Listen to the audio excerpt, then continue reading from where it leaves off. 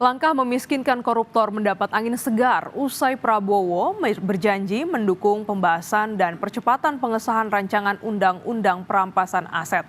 Namun tantangannya adalah meyakinkan mitra politik di parlemen untuk menindaklanjuti permintaan presiden. Presiden Prabowo Subianto berjanji mendukung proses pembahasan dan percepatan pengesahan rancangan undang-undang perampasan aset. Prabowo menegaskan tidak akan berkompromi dengan koruptor yang tidak mau mengembalikan hasil kejahatannya dalam pidato di peringatan Hari Buruh di Monas, Jakarta. Saudara, dalam rangka juga pemberantasan korupsi, saya mendukung undang-undang perampasan aset, saya mendukung. Enak aja, udah nyolong, nggak mau kembalikan aset, gue tarik aja deh itu. Setuju? Janji Prabowo terucap saat merespons 6 tuntutan buruh yang disampaikan dalam peringatan Hari Buruh Internasional. Buruh juga menuntut pengesahan RUU perampasan aset sebagai bentuk dukungan terhadap pemberantasan korupsi.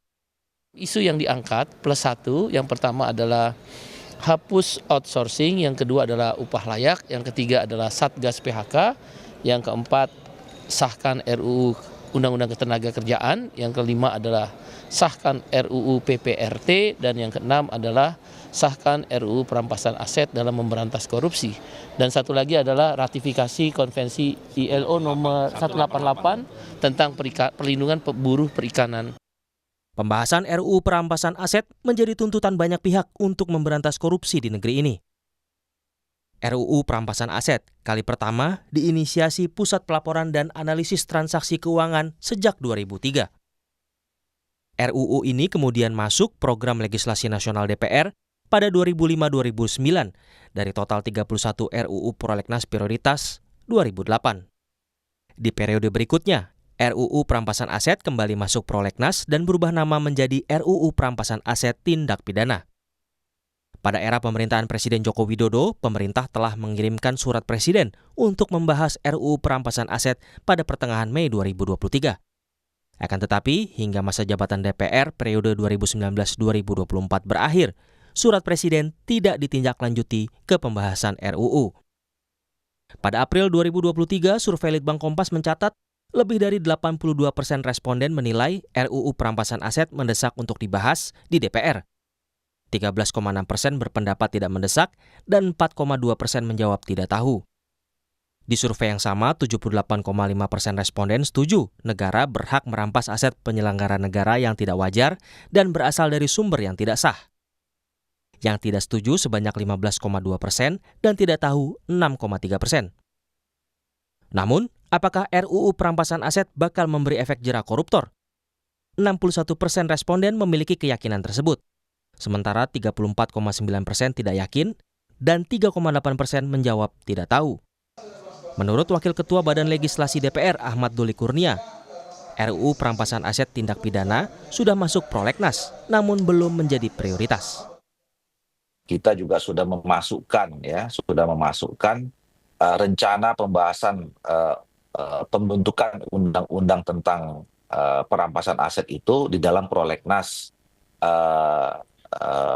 pembahasan undang-undang. Nah, memang masuk masih dalam long list, belum masuk di 2025.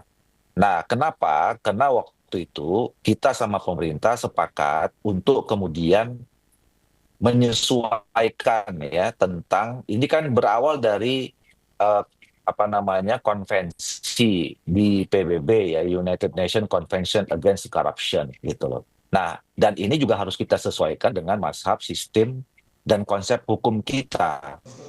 Sementara peneliti Pusat Studi Politik, Hukum Pemilu dan Demokrasi Universitas Andalas Ferry Amsari bilang, RUU ini bisa berjalan jika Prabowo bisa meyakinkan koalisi politiknya. Tapi apakah mungkin ini mampu dilaksanakan jika melihat tabiat koruptor yang cukup luar biasa di berbagai ruang selalu ada mereka, termasuk pembentuk undang-undang gitu ya. Nah, ini kerepotannya di sana, apakah mampu Presiden meyakini teman-teman politiknya di parlemen untuk kemudian ikut menyetujui bersama Undang-Undang Perampasan Aset. RUU Perampasan Aset Tindak Pidana dinilai dibutuhkan karena selama ini upaya pemberantasan korupsi tidak disertai dengan langkah pemiskinan koruptor sehingga banyak aset atau kekayaan negara yang tetap menjadi milik koruptor meski mereka dihukum pidana. Tim Liputan Kompas TV.